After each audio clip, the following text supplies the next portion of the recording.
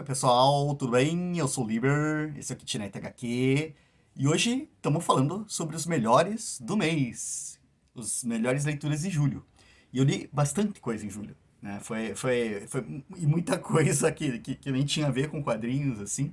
Mas dos quadrinhos que eu li em julho, eu queria dar um destaque especial para alguns títulos que você talvez já tenha visto ali na fotinha que abre o vídeo, né? Na nossa capa. Primeiro, esse Inimigos Imaginários. Estou falando em primeiro lugar, mas não é que foi a melhor leitura de julho. Mas eu achei muito legal, porque a gente sabe que o selo Vértigo acabou, né? E esse daqui foi um dos últimos títulos que saíram aqui e lá fora, dentro do selo Vértigo.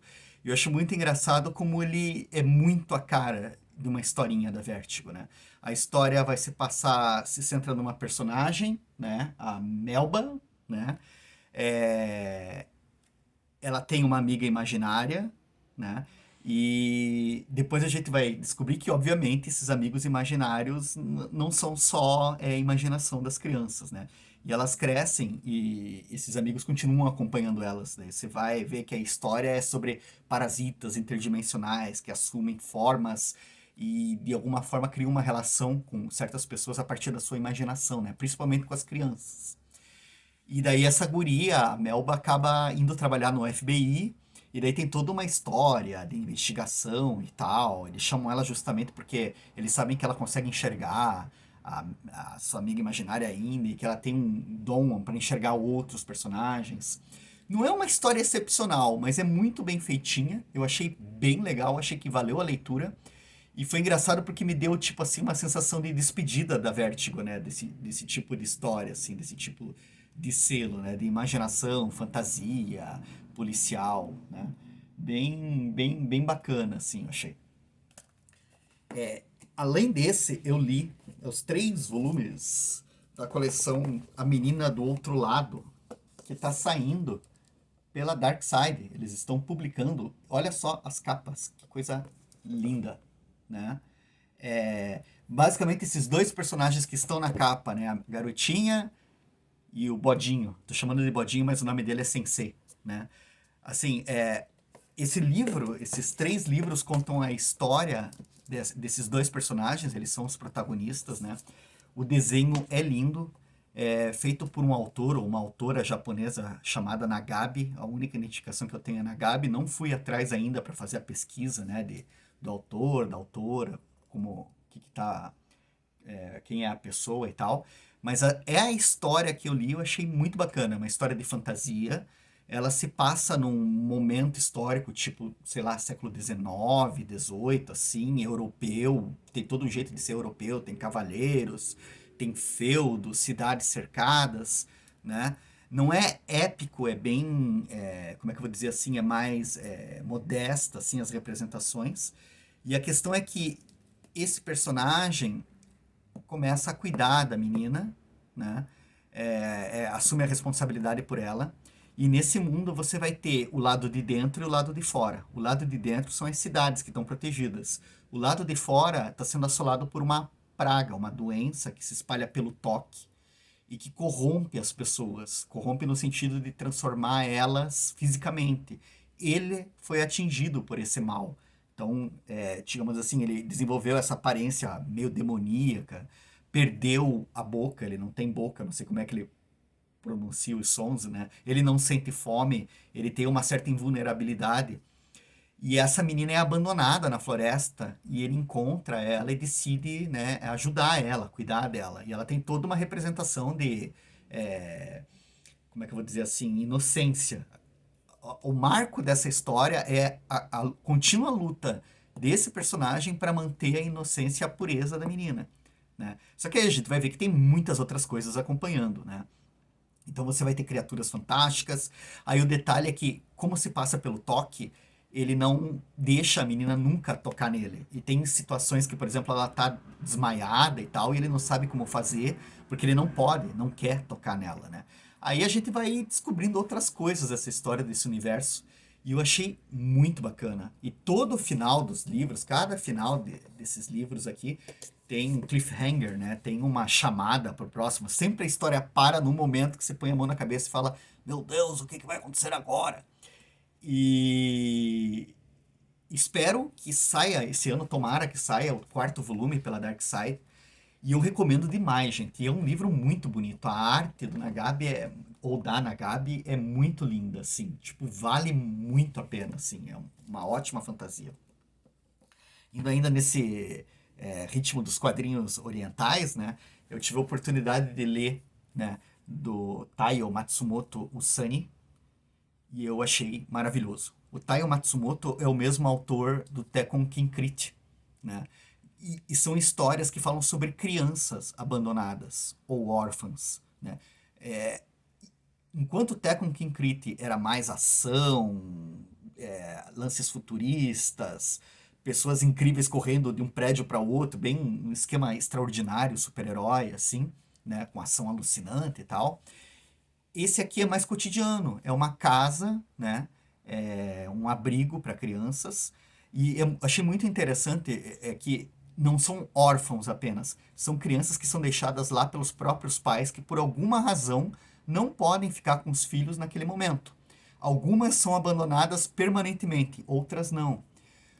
E é muito doido porque, tipo, fica uma relação de...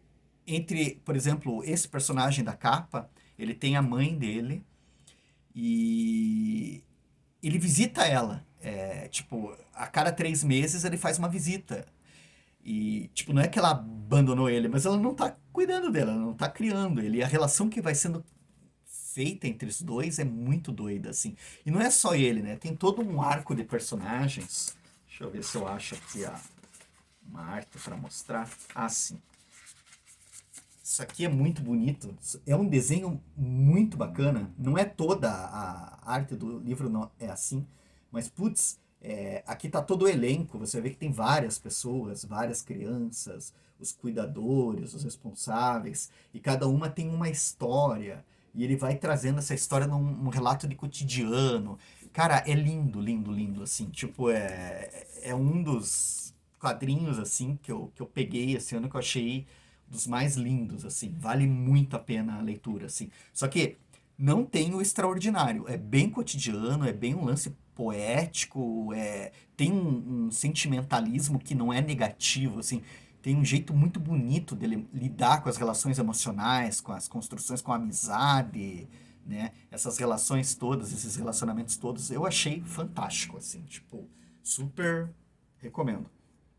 Aí agora começa a parte trecheira, Guilty Pleasures. Eu tô acompanhando de perto essas histórias do Hulk, Immortal Hulk, e esse mês eu li esses dois aqui. E basicamente é o seguinte, eu sou um fã do Hulk desde que era criança. Durante os anos 80 e 90, acompanhei a fase do John Byrne, acompanhei toda a fase do Peter David, eu adoro aquilo, assim, sabe?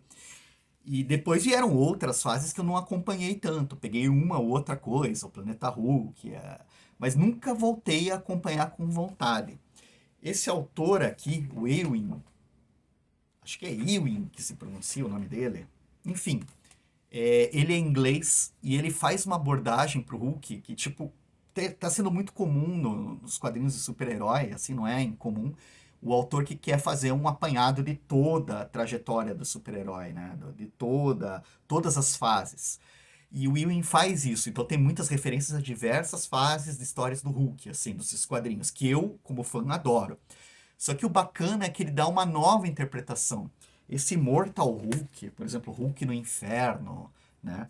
Esse Hulk imortal é uma nova personalidade do Hulk. As outras vão sendo citadas ao longo dessa história em quadrinho e eu fico muito feliz com isso. Por exemplo, o Hulk cinza volta. Não vou falar como, mas ele volta, que é muito legal o modo como esse personagem se apresenta, assim. Eu achei muito bacana.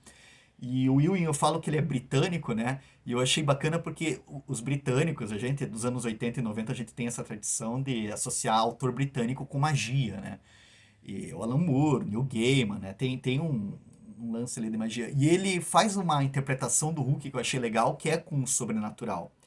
E tem um trecho nessas histórias aqui, que eu achei muito bacana, que ele vai falar que a radiação gama tem 3 tipos de possibilidade dela se manifestar, né? 3 tipos de interpretação. E a terceira que ele fala, tem a física, tem a- o lance da ciência, né, da pseudociência, mas tem também um lance mágico que ele fala. E é legal que o jeito como ele coloca isso dentro da história, ele deixa muito claro uma metáfora, assim, tipo, que história de super-herói não é documento científico, história de super-herói é uma fantasia. E é com isso que ele está trabalhando. Então, quando ele apresenta a ideia mágica da coisa, quando ele. Cara, ele faz referência à árvore da vida, à cabala e tal. Mas são referências, não é que você tenha que conhecer essas coisas ou saber delas para entender. Mas é muito legal que ele vai relacionando o super-herói, a história do Hulk, principalmente com imaginação. E não necessariamente com um tratado científico, né? Até porque o Hulk nunca ia fazer sentido. Cara, como que as calças dele não rasgam como o resto da roupa, né? Enfim. Mas eu tô gostando muito, assim, a arte do Bennett, né? O Joey Bennett, o brasileiro que faz as artes, está muito bacana, né? E é um festival, cara, se você curte super-heróis, se você curte monstruosidade, porque todos os personagens que já apareceram no Hulk são reapresentados, estão sendo trazidos de volta, assim, só que sempre numa versão monstruosa, diferente, assim, é uma história de monstro. E tá sendo muito legal acompanhar. E daí, pra fechar, um título polêmico. Que, cara, é o relógio do juízo final.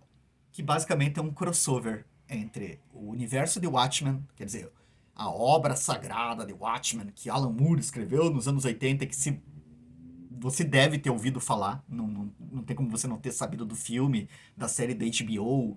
Se você acompanha quadrinhos, né, tem toda uma mítica em torno desse quadrinho, Watchmen, né, ele estava na lista dos 100 melhores livros na língua inglesa, feito pela revista Time, né, do século XX. Então, tipo, o Watchmen tem toda uma mística, um torno, assim, né? E ele é praticamente um cânone. Tipo, muita gente fala, não devia ter continuação, não devia ter referências, assim, né? O pessoal trata bem como se fosse sagrado. Muitos fãs tratam de uma maneira sagrada o Watchmen. E ele tem muitos méritos, assim. Isso daqui, eu achei numa banca. Tipo, tava andando ano passado pela cidade, vi em exposição numa banca e fazia tempo que eu não via gibi em banca, daí eu acabei comprando, li lá atrás e daí decidi que ia comprar os outros. E comprei, fui comprando em banca, no site da Panini, são 12 fascículos, né, como era a edição original de Watchmen, né, 12 episódios, né. Tem a mesma brincadeira do relógio atrás, né, a manchinha de sangue que vai aparecendo e tal. Só que o que eu achei bacana, por que que eu acho isso aqui legal? Primeiro que para os fãs de Watchmen, a galera que acha que o Watchmen não devia ter continuação, nem veja, não vá atrás. Mas para quem curte uma historinha divertida, para quem curte aquela coisa do massa velho, eu acho muito legal. Ela não, o roteiro é do Geoff Jones, ele tem uns problemas vários, assim, de construção mesmo, assim, de tempo, de lapso. Personagens que estão, você está acompanhando uma saga e de repente no meio eles somem, porque concluiu o arco deles, não precisam mais aparecer. Mas apesar disso, e tem uns exageros, tem coisas que não funcionam, tipo, do jeito que a lógica faria funcionar, né? Por exemplo, o Dr. Manhattan, se você presta muita atenção no Watchmen, né? O modo como o poder dele funciona, aqui o cara extrapola, assim, ele faz o... Não é o mesmo Manhattan, apesar de ser, do Watchmen. Então, se você encarar isso aqui como uma fanfic, é muito legal. E se você encarar isso aqui como uma daquelas histórias tipo Novos Titãs e Vingadores, sabe? Novos Titãs e X-Men, aqueles encontros Marvel DC, isso aqui funciona muito bem, porque o Geoff Jones ele estabelece que o universo do Watchmen é uma coisa, o universo da DC Comics é outra, ele não insere eles, ele faz uma daquelas histórias assim que para onde que o Dr. Manhattan foi no final? Ele foi para algum outro lugar e esse lugar era o universo DC. E eu acho bacana, porque, tipo, coisas que eu gostei.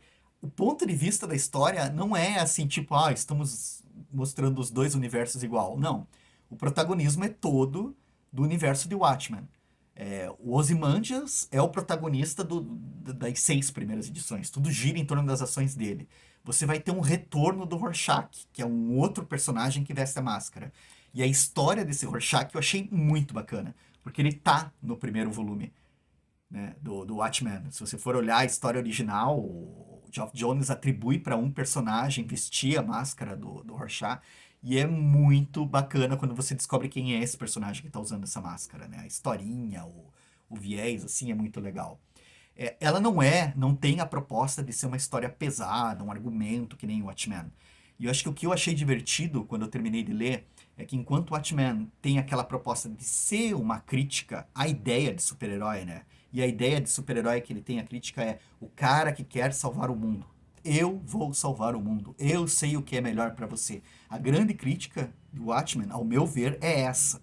O cara que quer salvar o mundo e que não importa quem que vai sacrificar, não importa como que vai fazer, porque ele sabe o que está fazendo, é pro melhor de todo mundo e não se pode fazer omelete sem quebrar ovos.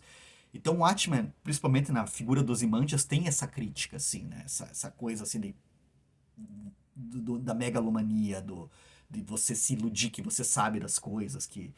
Enquanto que no universo DC, o centro dessa história é o Superman, né? E ele mal aparece na história. Ele aparece, mas ele não é um protagonista, ele é quase um coadjuvante. As pessoas ficam falando dele, mas ele é meio que um coadjuvante. Então o Geoff Jones, ele toma essa invasão do Dr. Manhattan e dos Imandias no universo DC como um modo para fazer um comentário sobre todo o universo DC. Daí ele vai falar de Crise das Infinitas Terras, ele vai falar dos Novos 52, ele vai citar, que eu acho muito bacana, num determinado momento da história, ele cita histórias imaginárias, crossovers entre Marvel e DC ficam insinuados assim no texto.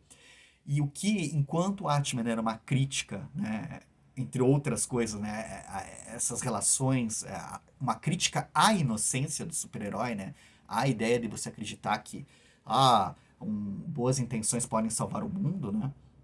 Já no o Relógio do Juízo Final, ele meio que faz uma... Enquanto que o Watchmen é a distopia, o Relógio do Juízo Final é a utopia. É aquela ideia de você idolatrar, não, talvez não seja idolatrar, mas você valorizar essa inocência, valorizar essa ideia do bom, valorizar a ideia da bondade. Né? Ele tem um final que, se você gosta muito de Watchmen, a conclusão do Relógio do Juízo Final vai te deixar irritado. Né? Eu não vou falar aqui, não vou dar spoilers, mas vai te deixar irritado. Você vai ficar maluco, assim, você não vai gostar. Porque o Alan Moore tinha uma proposta, digamos assim, realista e pessimista, uma visão negativa, assim. Enquanto que o Geoff Jones, ele fala, olha, eu acho que a bondade pode ser uma escolha, né? A bondade, a gentileza pode ser uma opção, além do niilismo e da falta de sentido e da violência e da barbárie. E ele trabalha muito isso nessa história. Então todos os personagens DC praticamente são citados aqui. É como se fosse uma grande crise nas Infinitas Terras de novo. Ele faz uma ideia sobre um multiverso, fala sobre mil coisas. Mas tão importante, acho que quanto a história é a mensagem que o Geoff Jones passa, assim, que eu achei muito legal. Eu gostei. Porque, tipo, distopias são importantes. Ter um senso crítico é muito importante. Olhar para o teu lado sombrio, olhar para os teus erros, olhar para os erros de toda a nossa sociedade é importante. Esse senso crítico é importante. Mas sonhar com bondade, tentar exercer essa bondade, tentar achar essa coisa da solidariedade, do se importar com o próximo, né? Que são tratados como abstrações, né? Como bobagens, mas tentar encontrar sentido nisso também é importante. Eu achei muito legal o livro por causa disso, né? Fora as coisas massa velho. Afinal de contas, quem é que vence saindo no braço? O Ozymandias ou o Batman? Aqui você vai descobrir. Não tem como não gostar, cara. Rorschach na Batcaverna, cara. O Rorschach descobre quem é o Batman em 10 minutos, assim, cara. É muito massa, assim, cara. Daí os dois, um confrontando o outro na Batcaverna. Cara, é maneiro, é maneiro. Tô recomendando. Valeu, pessoal. Essas foram as leituras de julho. Se quiserem, acompanhem a gente também no nosso podcast. Nós estamos lá no Spotify, no Anchor. Procura Kitnet HQ. A gente sempre, toda semana, tá fazendo eu e Escama um bate-papo sobre as nossas leituras, o nosso dia a dia de pandemia e etc. Espero que vocês fiquem bem e vamos se falando aí. Até a próxima.